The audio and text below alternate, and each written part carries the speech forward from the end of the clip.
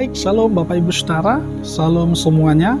Hari ini renungan kita ialah pengharapan di dalam Tuhan. Dan terambil dari Roma 5 ayat 3 sampai 5. Demikian bunyi firman Tuhan. Dan bukan hanya itu saja, kita malah bermegah juga dalam kesengsaraan kita, karena kita tahu bahwa kesengsaraan itu menimbulkan ketekunan, dan ketekunan menimbulkan tahan uji, dan tahan uji menimbulkan pengharapan.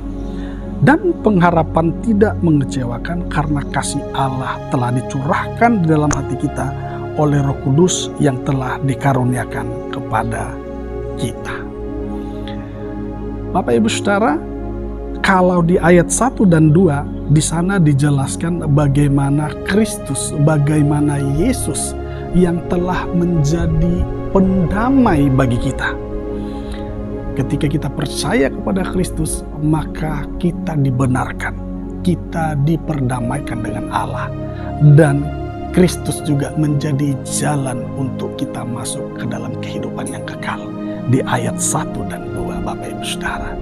Dan di ayat yang ketiga firman Tuhan berkata, dan bukan oleh karena itu saja kita bermegah, tapi justru dalam kesengsaraan kita.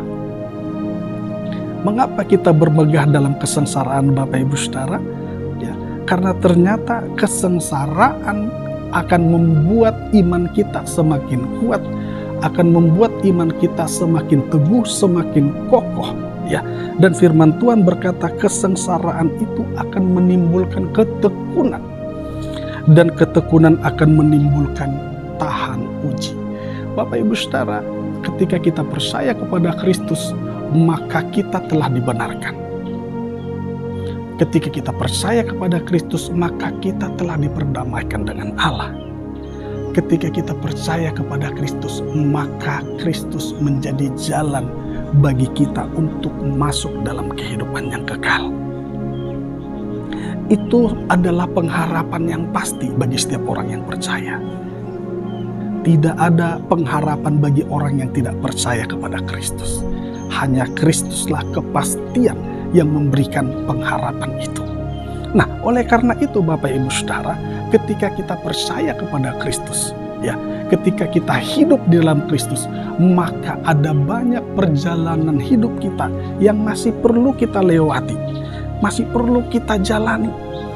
Dan di setiap perjalanan hidup itu ada banyak tantangan, ada banyak persoalan, ada banyak penderitaan, ada banyak kesengsaraan.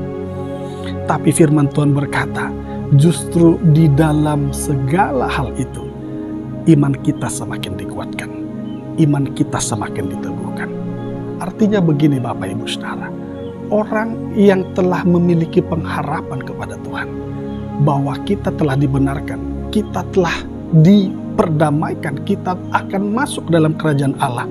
Pengharapan ini membuat saya dan saudara ketika menghadapi segala tantangan hidup, menghadapi segala kesengsaraan hidup, ya, kita tidak akan pernah meninggalkan pengharapan yang pasti itu. Justru karena kita berharap kepada apa yang Tuhan janjikan kepada kita, maka apapun yang terjadi dalam hidup saya dan saudara, kita tidak akan pernah undur. Kita tidak akan pernah melepaskan iman percaya kita. Kita tidak akan pernah menukar iman percaya kita oleh apapun. Karena kita tahu pengharapan yang Tuhan janjikan bagi saya dan saudara adalah pengharapan yang sangat mulia dan kekal adanya. Oleh karena itu Bapak Ibu Saudara, iman itu ingin dicuri oleh iblis.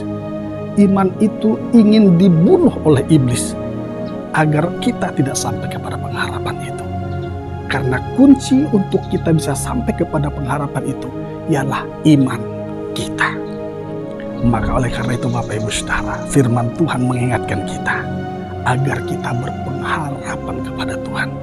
Jangan pernah melepaskan iman kita, pengharapan kita kepada Tuhan oleh apapun juga.